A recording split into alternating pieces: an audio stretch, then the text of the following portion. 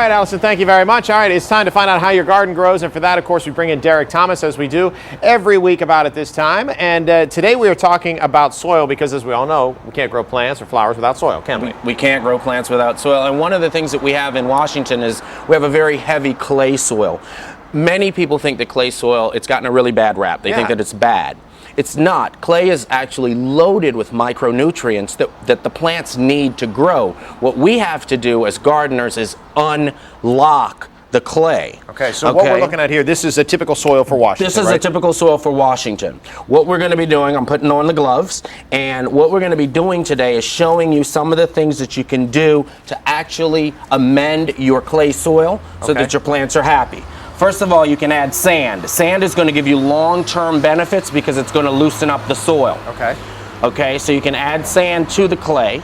The other thing is our soils tend to be really acidic. This is limestone. This is a fast-acting limestone, so you can add lime, which will help to sweeten the soil. One of the great things that you want to do, and you want to do it regularly, is add dehydrated manures. This is actually a product called Cock-a-Doodle-Doo. It's dehydrated chicken poop, and you add that into the soil. That actually brings up the organic content of the soil. You can also add a product that's called a leaf mold. This is also an organic product. Adding that in, and what you want to try to do is you want to try to add about 30% by volume of organic products, and on a regular basis. Now, and what's the last thing that you're putting in? The last thing that I'm putting in is a product called Compro, and that is an organic compost. Now, try to stay away from rototillers and stuff like that. What I like to do is if it's a small space, you can work it in by hand, and you want to try to just loosen up that texture a bit, and you can see that the soil has actually gotten a little bit darker, it's gotten a little bit airier.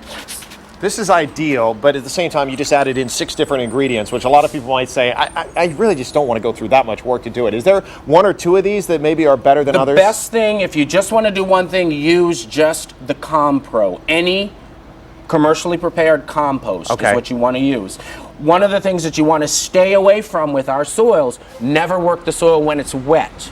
You will actually alter the structure of your soil and you will harm your plants. Okay, real quick, because I want to touch on 2 other things quickly. First of all, if we don't do anything, is it really going to hurt it? I mean, does this make a big difference to add these products? It does make a big difference. If we don't do anything, what you want to do is you want to plant plants that will naturally grow in our area.